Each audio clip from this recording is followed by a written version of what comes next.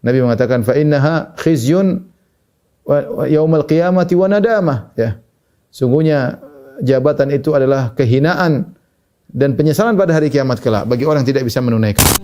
Bismillahirrahmanirrahim. Al-ghulul adalah mengambil harta yang bukan haknya. Mengambil harta yang bukan haknya dari harta ghanimah atau dari baitul mal, harta kaum muslimin, dan dari harta zakat. Siapa yang mengambilnya tanpa ada hak, maka dia telah melakukan ghulul, dan ghulul dosa besar. Allah Subhanahu wa taala berfirman, qala Allah Ta'ala, kata Imam Zahabi, ma kana li nabiyyin ay yaghul, tidak pantas bagi seorang nabi untuk melakukan ghulul, tidak mungkin. Wa man yaghlul ya'ti bima ghalla yaumal qiyamah. Barang siapa melakukan ghulul, yang mengambil harta kaum muslimin, yang bukan haknya, maka dia akan datang pada hari kiamat dengan harta tersebut. Ini menunjukkan dosa besar sampai disebutkan secara khusus dalam Al-Qur'an. Ma kana li nabiyyin ay yaghul, tidak pantas bagi seorang nabi untuk melakukan ghulul. Dan Nabi maksum dari dosa besar, tidak mungkin Nabi melakukan dosa besar, ya. Jadi ghulul adalah mengambil harta kaum muslimin, baik dari harta ghanimah, meskipun dia ikut perang, dia ambil harta ghanimah sebelum dibagi, dia ambil dulu. Harusnya kan harta ghanimah dikumpulin dulu, nanti sang panglima yang bagi sesuai dengan aturannya. Dia ambil dulu, simpan. Itu namanya ghulul. Belum saatnya dibagi. Atau dia ngambil harta baitul muslimin, harta kaum muslimin, ya sekarang ya korupsi lah. Ngambil harta bukan hak dia. Harta negara dia ambil. Harta yang dikumpul dari pajak kaum muslimin dia ambil, ya. Ini ghulul, mengerikan, dosa besar, bukan dosa kecil. Ya. Dia membahagiakan kerabatnya, berfoya-foya sana sini, sementara kaum muslimin setengah mati membayar pajak, kemudian dia ngambil harta negara, maka dia melakukan ghulul. Atau mengambil harta zakat, ya. Bukan hak dia, dia ambil, maka itu ghulul, ya. Ya, dia mentang-mentang dia petugas zakat, kemudian dia ngambil harta, maka melakukan ghulul. Taib. Qala Abu Humaid As-Sa'idi. Abu Humaid As-Sa'idi radhiyallahu anhu meriwayatkan hadis, istamala an-nabiy sallallahu alaihi wasallam rajulan minal Azdi. Rasulullah SAW menugaskan atau memperkerjakan seorang dari Azdi, dari kabilah Azd, yuqallahu Ibnu Lutbiyah. Namanya Ibnu Lutbiyah. Ala sadaqah, tugasnya adalah menarik zakat. Datang narikin zakat, ya, kepada masyarakat, ya. Ada zakat onta lah, ada zakat kambing lah, ada zakat sapi lah, zakat emas. Falamma qadima, dia pergi, ini petugas Nabi tugaskan dia untuk mengambil zakat. Dia pergi terus dia pulang habis ngambil uang zakat atau harta zakat, dia balik. Terus dia jujur, dia bilang hadza lakum hadza uhdiyal ilayya. Ini dia bawa dua harta, ini harta zakat. Saya sudah ngambil, tapi yang ini bukan harta zakat, saya dikasih hadiah oleh mereka. Jadi ini bukan harta zakat, ini zakat. Saya sudah ini milik saya, diberikan dia. Faqama Nabi sallallahu alaihi wasallam mimbar, maka Nabi sallallahu alaihi wasallam mengingkari perbuatan tersebut. Nabi di atas mimbar berkata, "Fahamidallahu wa asna alaihi." Nabi sallallahu alaihi wasallam memuji Allah dan Nabi sallallahu alaihi wasallam menyanjung Allah. Tsumma qala, kemudian Nabi berkata, berkhutbah, "Amma ba'du." Kemudian daripada itu, "Fa inni asta'milu rajula minkum." Sungguhnya aku telah menugaskan salah seorang dari kalian untuk bertugas mengambil harta zakat. Fayaqul, kemudian dia datang, dia berkata, hadza lakum wa hadza uhdiyali. Ini harta zakatnya untuk kaum muslimin, dan ini harta saya dikasih hadiah sama masyarakat. Apa kata Nabi sallallahu alaihi wasallam? Afala jalasa fi baiti abihi wa ummihi. Tidakkah dia duduk di rumah bapaknya dan rumah ibunya hatta ta'tiyahu hadiyatuhu? Sehingga apakah benar akan datang hadiah kepada dia? In kana shadiqan, kalau dia jujur. Artinya Nabi ingin menjelaskan, kamu itu dapat hadiah karena kamu petugas negara. Karena kamu petugas negara, narikin zakat, kamu dikasih hadiah sama orang-orang masyarakat. Mungkin supaya apa kek? Supaya bentuk penghormatan kek? Atau supaya engkau tidak mengambil harta zakat yang jangan terlalu ketat. Ya, dan macam-macam. Afala jalasa fi baiti abihi wa ummihi hatta ta'tiyahu hadiyatu. Kenapa tidak duduk di rumah bapaknya, rumah ibunya? Kemudian apakah akan datang hadiah kepadanya kalau dia benar? Wallahi la ya'khudhu ahadun minkum syai'an bighairi haqqin. Demi Allah, tidak seorang pun dari kalian mengambil harta negara yang bukan haknya, illa laqiyallaha yahmiluhu yaumal qiyamah. Kecuali dia akan datang pada hari kiamat kelak dan dia akan memikul harta tersebut pada hari kiamat, di punggungnya dia pikul. Fala arifanna rajulan minkum laqiyallaha yahmilu ba'iran lahu rugha. Sungguh aku tahu ada seorang dari kalian bertemu dengan Allah pada hari kiamat kelak sambil dia memikul onta. Ya, unta itu bukan hak dia, mungkin unta hadiah karena dia petugas negara. Lahu ruqa, yang unta tersebut mengeluarkan suara. Au baqaratan lahu khuwar, atau dia memikul sapi, ini harta-harta zakat yang dia ambil, katanya hadiah. Yang suara tersebut, sapi tersebut mengeluarkan suara sapi. Au syatan tayar, atau kemudian ada kambing yang mengembek ya. Tsumma rafa yadayhi, kemudian Rasulullah mengangkat kedua tangannya, Rasulullah mengatakan Allahumma hal balagh, ya Allah, aku telah sampaikan. Itu perkaranya besar sampai Rasulullah SAW ingatkan. Jangan ambil ya. Kamu petugas negara dikasih masyarakat yang ambil. Buat untuk pribadi, kalau ambil buat negara enggak apa-apa. Ini untuk negara, tapi bilang ini saya tidak mau terima. Kalau dipaksa saya tidak terima. Ini uang akan saya kembalikan ke negara, bukan harta kita. Enggak boleh. Sudah biasa Ustaz, kebiasaan jangan diikuti. Gimana kita mau ikut kebiasaan terus? Rubah dong. Ustaz kalau gitu susah jadi petugas negara. Siapa suruh jadi petugas negara? Berat memang ujian.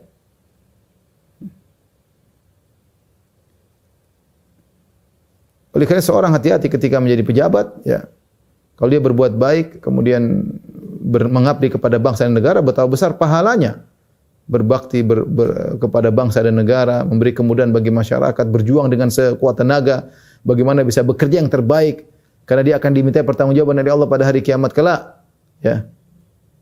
Apa kata Nabi mengingatkan kepada Abu Dzar, ya. Ya, inni uhibbuka Allah wa innaka rajulun dhaif. Wahai Abu Dzar, ya.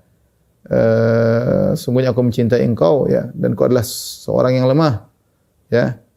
La ta'ammaranna ala itsnain, janganlah kau menjadi pemimpin di antara dua orang. Tidak semua orang mampu untuk jadi pemimpin. Wala tawalayanna amal yatim, jangan kau urus harta anak. Tidak semua orang bisa mampu ngurus harta anak yatim, ya. Nabi mengatakan fa innaha khizyun wa yaumal qiyamati wa nadamah, ya. Sungguhnya jabatan itu adalah kehinaan dan penyesalan pada hari kiamat kelak bagi orang yang tidak bisa menunaikan. Hati-hati. Ya. Wa qala Abu Hurairah berkata radhiyallahu anhu, kharajna ma'a Rasulillah sallallahu alaihi wasallam Khaybar ila Khaybar. Kami keluar bersama Nabi ke Khaybar. Falam naghnam dhahaban wala wariqan, dan kami tidak mendapati ghanimah berupa emas dan perak. Ghanimnal mata' wa ta'am wa thiyab, tapi kami berhasil mendapat ghanimah berupa perabot-perabot atau harta-harta, makanan dan baju dan pakaian. Tsumma talaqna ila al-wadi ma'a Rasulillah wa ma'a Rasulillah abdun lahu. Kemudian kami pun pergi menuju suatu lembah dan ada seorang budak yang bersama Nabi. Wa habahu lahu rajulun min Juzam. Budak itu dihadiahkan oleh seorang dari Juzam, dihadiahkan kepada Nabi untuk jadi budak Nabi. Falamma nazalna qama Abdur Rasulillah sallallahu alaihi wasallam yahullu rahlahu. Ketika kami tiba di lembah tersebut, maka ini budak, ya, mempersiapkan mengambil pelana Nabi untuk diturunkan karena Nabi mau istirahat di situ, ya. Tiba-tiba farumiya bisahmin fakana fi hatfuhu. Tiba-tiba dia terkena anak panah. Matilah dia. Budak tersebut mati. Fakulna hani'an lahu syahadah. Kami pun mengatakan, Masya Allah, orang ini mati syahid. Karena para sahabat perang ingin mati syahid. Namun ternyata mereka tidak mati syahid, mereka malah menang. Ini ada orang kena panah, berarti mati syahid. Maka mereka mengatakan, hani'an lahu, selamat bagi dia. Telah berhasil mati syahid ya Rasulullah. Selamat bagi budak anda ya Rasulullah, berhasil mati syahid. Apa kata Nabi SAW? Kalla, sama sekali tidak. Walladhi nafsu Muhammadin biyadihi. Demi zat yang jiwa Muhammad berada di tanganku. Inna syamlata lataltahibu alaihi naron, sungguhnya sarung atau kain yang dia ambil, gulul, menyalakan api bagi dia, membakar dia. Akhadhaha minal ghanaim yauma Khaybar. Dia ternyata ngambil ketika di Khaybar kita kumpul ghanimah, dia ambil diam-diam. Lam tusibhal maqasim, dia tidak mendapatkannya karena pembagian. Dia ngambil di luar dari pembagian. Ghanimah ketika dapat, panglima boleh membaginya. Tapi dia ambil diam-diam sebelum membagi, ngambil. Itu namanya gulul. Lihat, yang diambil cuma apa? Cuma kain aja. Kain yang kita beli sekarang mungkin berapa? Mungkin ya 200 ribu lah. Sedikit. Tapi kata Nabi SAW, Inna syamlata lataltahibu alaihi naran. Sungguhnya kain yang diambil menyalakan api membakar dirinya. Fafazi'an nas. Orang-orang pun ketakutan. Faja'a rajulun bisyirakin wa syirakaini. Tiba-tiba ada orang datang mengambil tali sendal. Syirak itu tali sendal. Dulu sendal kan mungkin tidak seperti sekarang. Talinya berharga. Satu orang mengambil tali satu, ada yang mengambil kembalikan tali. Mungkin dianggap sepele. Kalau syamlah ya kain memang ada. Kalau tali sendal apa sih? Mau talinya doang buat apa? Tapi itu namanya ghanimah, tidak boleh diambil. Kita kalau zaman sekarang lihat tali sendal buat apa sih? Zaman dulu itu mungkin nilainya. Sebagian orang ngambil ketika itu mereka menganggap tidak masalah. Ternyata ketika Nabi mengatakan itu kain membakar dia pada hari kiamat kelak membakar dia, maka sebagian orang bawa tali sendal, ada yang satu, ada yang bawa dua tali sendal. Nabi komentar. Kata Nabi, syirakun wa syirakani minnar. Itu tali dari neraka, dua tali dari neraka. Subhanallah, tidak ada main-main kata Nabi. Semuanya mau kecil, mau banyak, mau besar, mau mahal, mau murah, semuanya membawa neraka pada hari kiamat. Hadis riwayat muttafaqun alaih. Hadis riwayat Bukhari dan riwayat Muslim. Kemudian Al-Imam Adz-Dzahabi berkata, wa akhraja Abu Dawud min hadithi Amr bin Shu'aib an abi an jaddihi anna Rasulullah sallallahu alaihi wasallam wa Abu Bakar wa Umar harraqu mata'al ghal wa darabuh. Ya. Yaitu bahwasanya Abu Bakar, Rasulullah sallallahu alaihi wasallam dan Umar mereka membakar barang-barang gulul, ya, ada seorang yang mengambil dengan gulul, barang-barang yang diambil dan orangnya dipukulin, ya, dipukulin oleh, karena ini kecurangan, ini harta negara diambil diam-diam. Wa qala Abdullah bin Amr kana ala thaqali Rasulullah sallallahu alaihi wasallam rajulun yuqalu lahu Kirkirah, ya. Bahwasanya ada seorang yang mengurusi Nabi sallallahu alaihi wasallam, mengurusi barang-barang Nabi sallallahu alaihi wasallam ketika safar, orang namanya Kirkirah. Famata, orang ini pun meninggal. Nabi berkata, huwa finnari, di neraka jahanam. Orang-orang heran, kenapa orang ini dibilang divonis Nabi di neraka jahanam? Fadhahabu yanzurun ilain.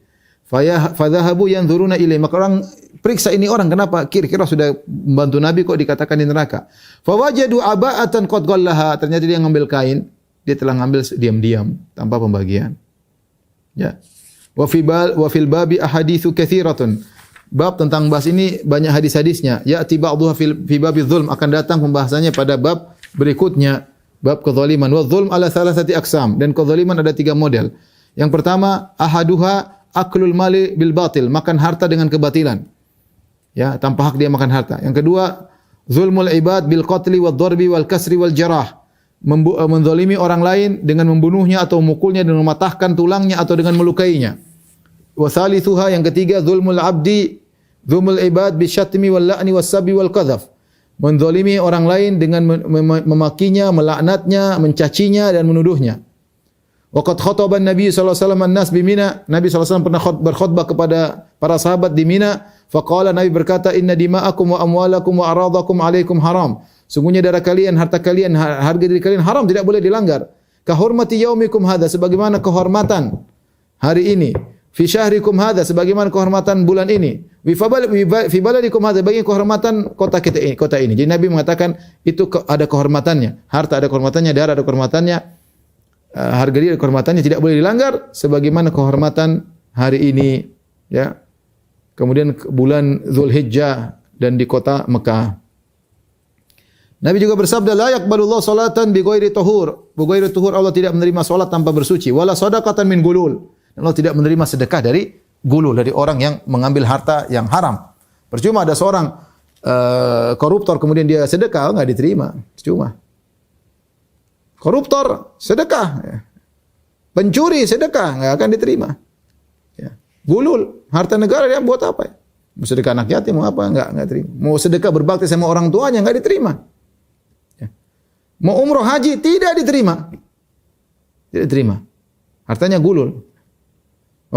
Kemudian saya mau tobat, dia enggak tobat, kita kembalikan harta negara, bukan kau pakai buat seperti itu, ya. Wa qala Zaid bin Khalid al-Juhani, inna rajulan ghalla fi ghazwati Khaybar.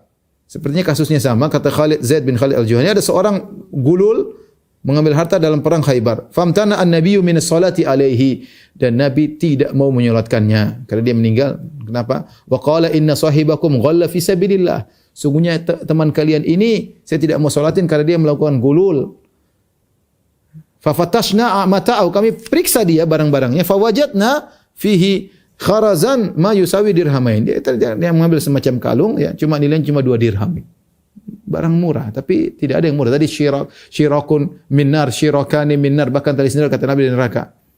Wa qala al-Imam Ahmad, Imam Ahmad berkata, "Mana alamu anna Nabi sallallahu alaihi wasallam taraka salat ala ahadin illa alal ghali wa qatili nafsihi." Kami tidak mendapati berdasarkan hadis-hadis yang kami periksa, kata Imam Ahmad, kami tidak mendapati Nabi meninggalkan salat kepada seorang kecuali hanya 2 orang saja. Yang pertama yang melakukan gulul, yang kedua yang bunuh diri. Nabi tidak menyolatkannya. Inilah ikhwan dan akhwat yang rahmatillah subhanahu wa ta'ala, seorang berusaha menjauhkan dirinya dari dosa-dosa besar sebisa mungkin, ya.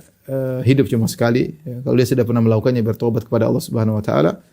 Jangan sampai kita meninggal tidak tahu kapan kita dipanggil oleh Allah, ternyata kita berbuat zalim kepada orang, ternyata kita makan harta haram, ternyata kita makan harta negara, ternyata kita menuduh orang tidak, ya. Waspada. Alhamdulillahi Rabbil Alamin.